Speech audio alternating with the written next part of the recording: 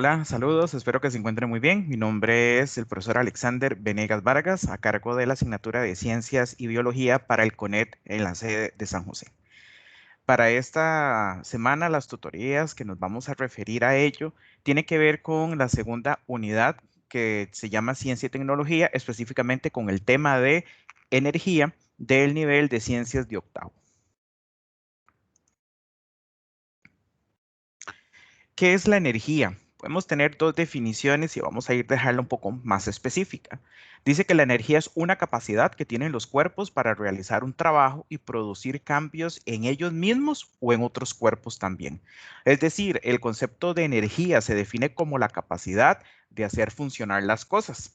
La capacidad para realizar un trabajo mecánico son conceptos ya más físicos, es decir, a la energía que se necesita para mover un objeto de un lugar a otro. Entonces, esta es la parte del concepto de en sí mecánica. Entonces, podemos decir que a partir de estas dos definiciones, vemos a la energía como la capacidad de realizar un trabajo. Apuntes o generalidades más significativos sobre el concepto de lo que es la energía y sus apreciaciones. En un cuerpo le permite moverse y transformarse. Se produce y se utiliza en todos los seres vivos. Veámoslo así, como todos los procesos de las reacciones en sí las metabólicas, meramente es a través de este que se obtiene en sí la energía y se utiliza en las diferentes funciones.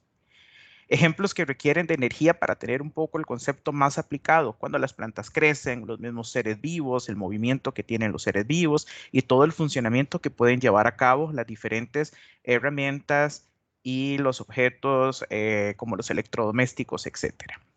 Se manifiesta tanto en cambios físicos como en cambios químicos que tiene la materia, es decir, tanto en cambios de los estados de agregación que tiene la materia, así como en su composición también, cuando en este caso ocupamos darle calor a las reacciones en sí química, o más bien el hecho de que desprenda calor o absorba calor en sí, en este caso, la materia. Es una magnitud física cuya unidad en el sistema internacional es en julios o joule, cuyo símbolo en este caso sería una J mayúscula. Todo cuerpo es capaz de tener energía y esta va a depender de su temperatura, del movimiento que tenga, de la masa, de la composición química y de otras propiedades más que tiene la materia que vamos a ir viendo a lo largo del transcurso del estudio de las ciencias. La ley de la conservación de la energía. Esta ley establece que la energía no se crea ni se destruye, únicamente se está transformando. Inclusive esta misma ley aplica para lo que es el concepto de materia.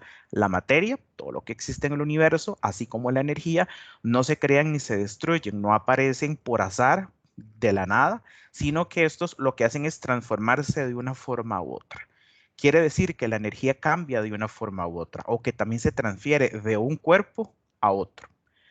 Por ejemplo, cuando se quema madera, se genera luz y calor, ¿verdad? Entonces está pasando de una manera a otra forma en que se manifiesta. Aquí vemos cómo las diferentes formas de energía se pueden manifestar produciendo ya sea luz, calor, movimiento, sonido. Estos anteriores son formas o manifestaciones de la energía. Diferentes formas en que podemos ver la manifestación o apreciación de lo que es energía. Una de ellas es la energía química, la definimos como la energía que tiene la materia debido a su estructura interna, a su composición química. Es la energía que se produce en las reacciones químicas, por ejemplo, en el momento que hacemos la digestión, la absorción de los nutrientes que nos aportan los alimentos, todo eso se pasa a hacer en energía química, energía que utilizan nuestras células para todos los procesos en sí, los metabólicos. Y también, por ejemplo, cuando existen procesos de combustión, como cuando la materia orgánica combustiona, se puede llegar a quemar, otra puede arder también, y existe un desprendimiento de calor al respecto, ¿verdad? Entonces, a través de los procesos de combustión, es un desprendimiento de energía, en este caso de manifestación química. Y también esta energía es la que mueve hoy por hoy los automóviles, los barcos, los aviones, etcétera. Pero entonces es una forma de ver y de tener la manifestación de energía química. Cuando hablamos de energía térmica, también nos podemos llegar a referir a lo que es la energía calórica. Como decíamos, el calor es una forma común de nosotros ver la manifestación de la energía. Decimos que la energía que se transfiere de un cuerpo que está a mayor temperatura a otro cuerpo que está con menor temperatura. ¿Por qué sucede esto? Debido a las moléculas que son parte de la composición interna que tiene en sí la materia, estas moléculas adquieren una energía, adquieren un movimiento, por lo tanto, a través de el movimiento puede ser vibracional, puede ser un rotatorio, puede ser de desplazamiento, según el estado de agregación que tenga la materia. Esto va a generar el desprendimiento de un calor. Y tres formas en las cuales se puede dar el movimiento del calor. Puede ser por conducción, principalmente cuando los metales llegan a calentarse. Por convección es un movimiento cíclico, pasando de donde hay gas de mayor temperatura, desplaza el de menor temperatura y sucesivamente hay un proceso cíclico en este sentido. Y por radiación, ¿verdad? En este caso, que se emana el calor. Otra fuente de energía sería la luminosa. Es la energía transportada por las ondas en sí luminosas. La energía luminosa es la que nos permite ver, pues refleja la luz en nuestros ojos. Como decíamos en diapositivas anteriores, la luz es una de las manifestaciones que tiene en este caso, pues la energía que se clasifica como la luminosa. Y la principal fuente de luz sería el sol. ¿Cómo podríamos ver alguna apreciación al respecto? Por ejemplo, cuando podemos ver que un objeto se clasifique o un cuerpo se clasifique como transparente, en este caso permite que atraviese toda la luz.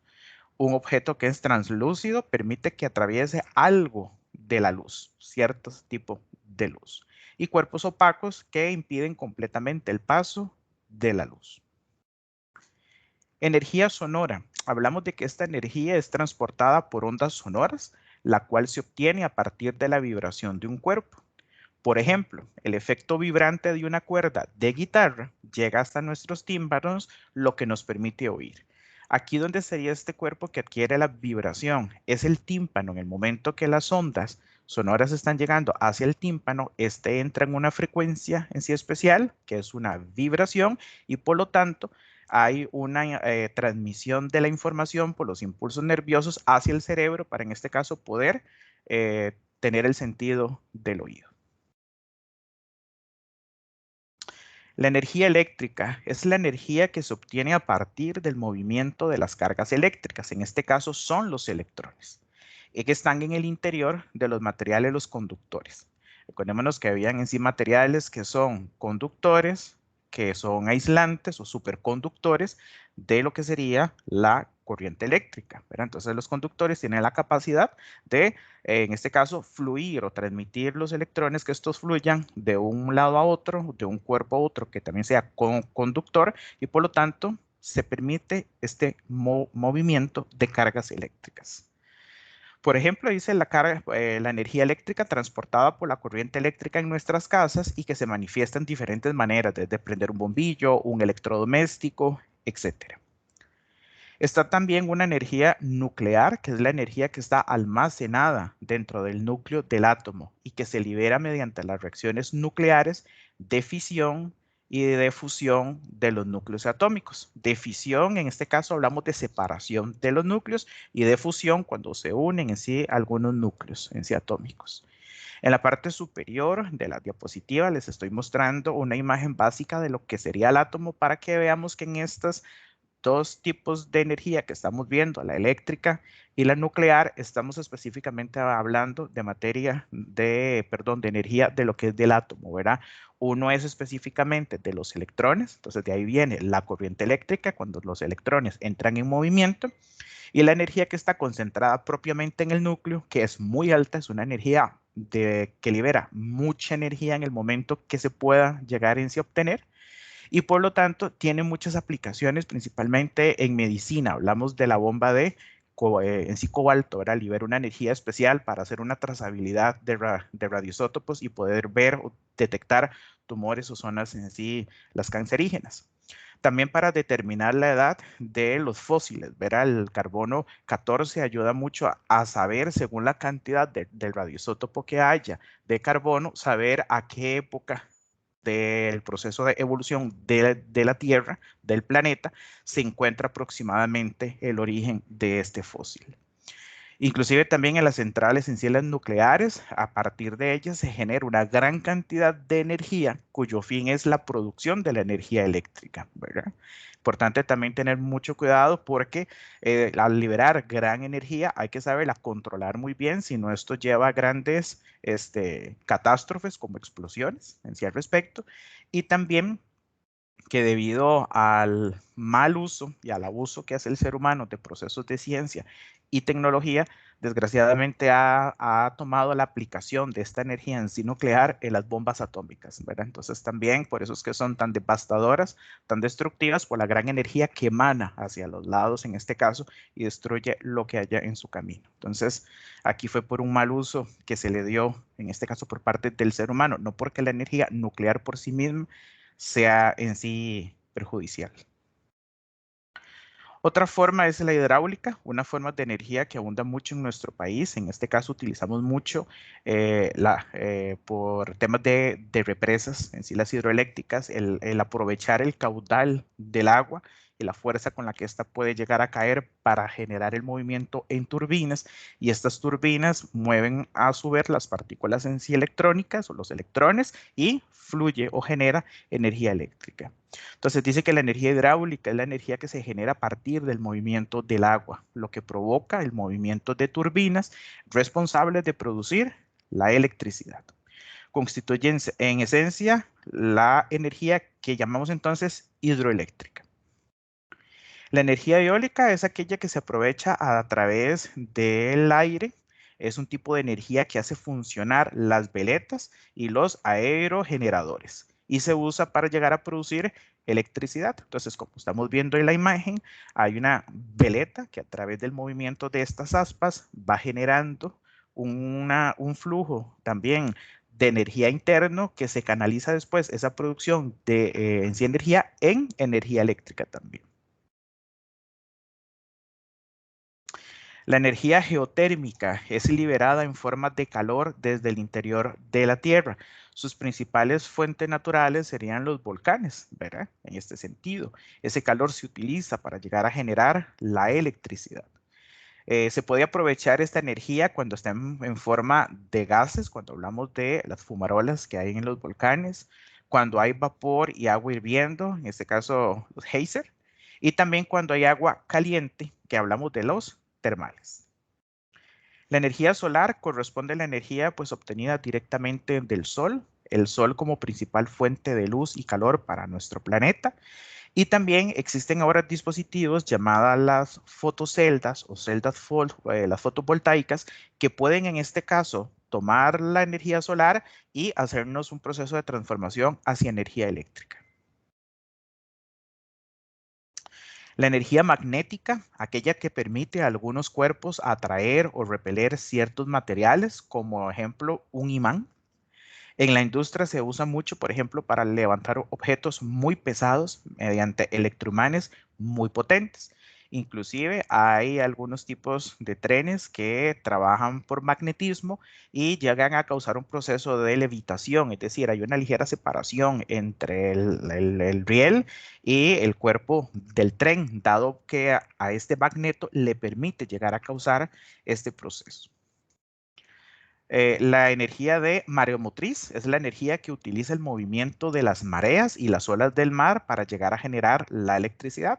Entonces, esta energía con la que se están moviendo las olas chocan contra el dispositivo, generan igualmente un aspa y el movimiento de estas aspas generan un flujo de energía que se puede llegar en este caso a canalizar en la producción de energía eléctrica, que es lo que se está buscando también. Son conocidas como fuentes en sí ecológicas o amigables con el medio ambiente debido a que la forma en que se genera esta electricidad no contamina el medio ambiente. Es decir, no se está empleando tal vez algunas fuentes carburantes de energía para mover los motores o los desechos que produce la emanación de muchos CO2 al medio ambiente para producir la contaminación de la atmósfera o aumentar el efecto invernadero, tienen mucho la disminución de este impacto en la naturaleza. Por lo tanto, ¿verdad? Se hablan de en sí, energías más amigables, la producción de energías o fuentes de energía amigables con el medio ambiente. Y también hay un concepto que llamamos ahora la energía por biomasa o biomasa. Dice que la energía biomasa se obtiene a partir de la descomposición por bacterias en forma controlada de la materia orgánica, es decir, de todos los residuos orgánicos. A partir de esto se da una generación de electricidad gracias a la biomasa. Es cuando ocurre la conversión de la energía química del gas en energía mecánica, en energía que va a producir un movimiento, y esto se hace a través de un proceso de combustión. Ok, entonces vemos el concepto a través de las formas, manifestaciones que tienen sí la energía, que las energías, por lo tanto, como lo decía, en este caso, la ley de la conservación de esta, que no se va en este caso a crear o a destruir, se está transformando, pasa de un cuerpo a otro, pasa de una forma a otra. Entonces, algunos ejemplos claros como dice en el tema de nuestra antología, un ejemplo de pasar de energía eléctrica a energía térmica, lo vemos en una plancha, de energía eléctrica a calórica, por ejemplo, un motor, de energía solar a energía eléctrica, las placas solares o las fotoceldas, como las vimos ahora, y de energía química a energía eléctrica, una pila, una batería, etcétera. Tipos de energía. Vamos a decir que a pesar de tantas formas, manifestaciones de la energía, vamos a clasificar a estas en dos grandes grupos, conocidas como la energía cinética, cuyas siglas son EC minúscula, y la energía potencial, cuyo sigla sería EP minúscula. Hay un concepto que hemos venido viendo que hablamos de trabajo mecánico, de energía mecánica, el concepto de mecánico asociado como el producir un movimiento. El concepto como tal ahorita de energía mecánica es la suma de la energía cinética más la energía potencial que tiene un cuerpo al respecto. ¿Qué es cada una en sí de ellas? Bueno, energía cinética es la energía que tiene un cuerpo estando en movimiento. Tenemos una fórmula, una ecuación para poderla en sí averiguar. Dice que energía cinética es igual a la masa multiplicada por la velocidad al cuadrado y ese resultado lo dividimos entre 2. ¿Ok? Necesito tener las unidades establecidas por el sistema internacional para cada una de estas en sí variables. Por ejemplo, masa que esté dada en kilogramos y la velocidad que está dada en metros por segundo.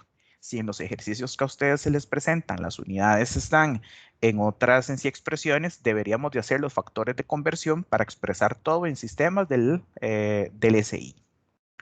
La energía conocida como la potencial. Bueno, es esta energía en la que se puede llegar a generar los cuerpos de acuerdo a su posición. Por lo tanto, es una energía que está almacenada en los mismos. Entonces podemos decir también que un cuerpo que está en reposo tiene energía en sí, la potencial, claro, está dentro de su misma estructura. Y un cuerpo que se encuentre a cierta altura tiene una energía en sí, pues llegada a decirse la potencial, claro, porque también depende de su posición, ¿verdad? Existen dos subtipos de energía en sí de potencial, llamados como la gravitatoria y otra que es la elástica, pero nos estamos llegando a referir de manera general a la gravitatoria, cuya fórmula sería multiplicar la masa por el valor de la gravedad, en este caso del planeta Tierra, y por la altura a la cual se encuentre en sí el objeto. Este valor de la gravedad tiene un valor establecido, perdón, por 9,8 metros por segundo en sí al cuadrado, de manera aproximada en sí redondeado el dato.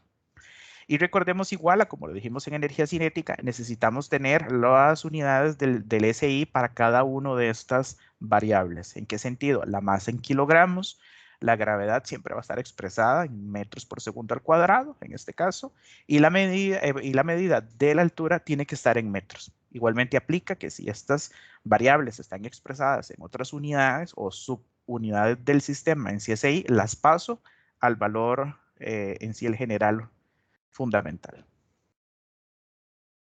Algunos ejemplos de un ejercicio de energía cinética, como lo dice la antología, hay un ejemplo que dice cuando un balón es lanzado, experimenta una velocidad de 6 metros sobre segundo. El balón posee una masa de 0,4 kilogramos. ¿Cuál es la energía que tiene el balón? No me están diciendo si es la energía cinética o potencial, porque a través de la información que deduzco del ejercicio, veo que el objeto está en movimiento. Por lo tanto, es energía cinética. Reviso los valores, me están dando la masa en kilogramos, me están dando la velocidad en metros por segundo, por lo tanto es correcto. Entonces aplico la fórmula. Dice la ecuación o la fórmula, energía cinética es igual a la masa, que es 0.4, multiplicado por la velocidad, que es 6, pero tengo que elevar al cuadrado la velocidad. Por eso dice 6 elevado a la 2. Y el resultado lo divido entre 2. Y eso estaría dando como valor que la energía cinética del balón es de 7,2 joules. Entonces, J mayúscula son las unidades de energía. Un ejemplo de un ejercicio de energía potencial. Dice, determine la energía que tiene un cuerpo que se encuentra a una altura de 9 metros y tiene una masa de 5 kilogramos. Entonces, ¿cómo intuyo en este caso que es energía potencial lo que me están pidiendo así en el ejercicio? Me dicen que está a una altura y no me están diciendo que se está moviendo, por lo tanto puede estar en reposo, se encuentra a esta cierta altura. Entonces, son puntos claves para diferenciar energía cinética de la potencial. La fórmula que aquí aplico es multiplicar la masa por la gravedad por altura. Por lo tanto, aquí la masa está en kilogramos muy bien, la altura está en metros, no tengo que hacer cambios en factores de conversión, sino tendrían que en sí hacerlos. Y recordemos que esta habilidad de conversión la hemos en sí adquirido en temas anteriores. En este caso, entonces, es multiplicar 5 por la gravedad, que es 9,8, por la altura, que sería 9. Y en este caso, nuestro valor final es que la energía potencial que tiene este cuerpo es de 441 joules.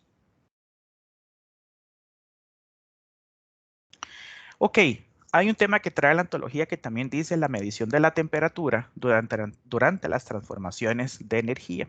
Entonces, hemos establecido que esta emisión de calor que tienen también los cuerpos es una manifestación de energía y yo puedo medir cuál es la intensidad o la magnitud que tiene la temperatura.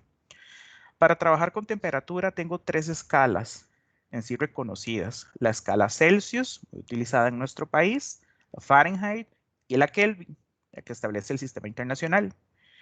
¿Cuáles son los rangos para llegar a conocerlos? Bueno, la escala Celsius trabaja de 0 a 100. Nuestro punto de referencia es que el agua congela o solidifica a 0 grados centígrados y ebulle a 100 grados centígrados. Hay 100 divisiones en la escala. La escala Fahrenheit comienza en 32 y termina el punto más alto en 212. Tiene 180 divisiones.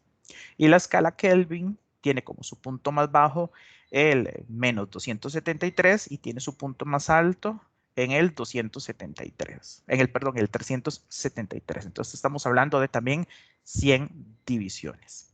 Sin embargo, yo puedo expresar diferentes valores o medidas utilizando cualquiera de estas en sí escalas al respecto.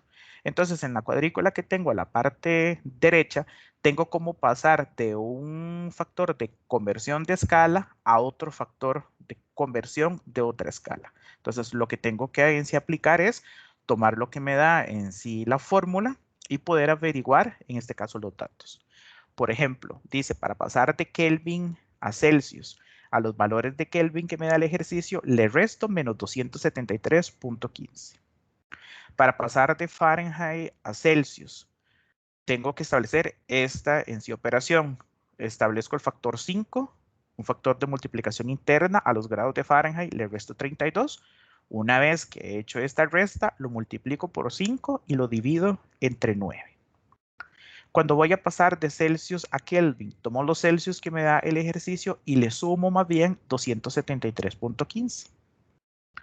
Cuando quiero pasar de Kelvin a grados Fahrenheit, en este caso, hago un factor entre paréntesis, cuyo número 9 está por fuera para hacer una multiplicación como segundo paso.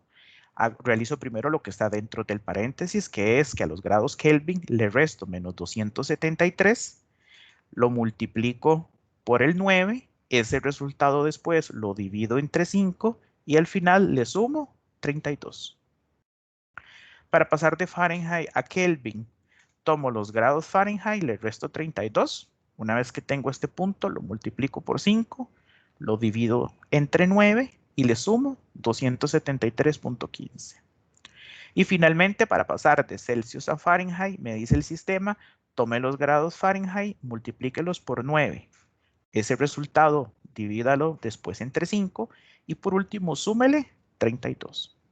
Entonces, esta fue la interpretación de cada una de las fórmulas o ecuaciones que me están brindando para pasar de una escala a otra. La unidad de energía y las calorías. Dice, una caloría es una unidad de energía.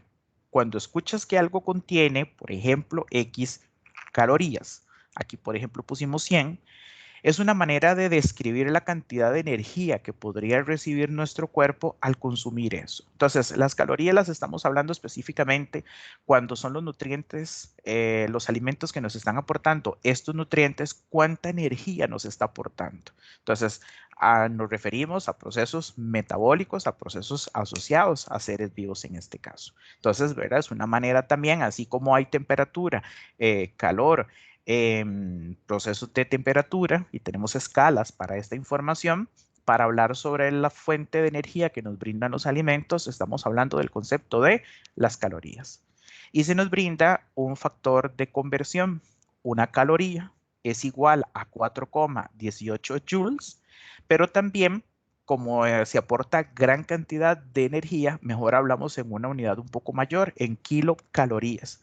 Entonces, una caloría es igual a 0,001 kilocalorías. ¿Verdad? Entonces yo puedo trabajarlas en su unidad de caloría básica o kilocaloría cuando las cantidades son aún mayores y necesito expresarlas con este tipo de magnitud.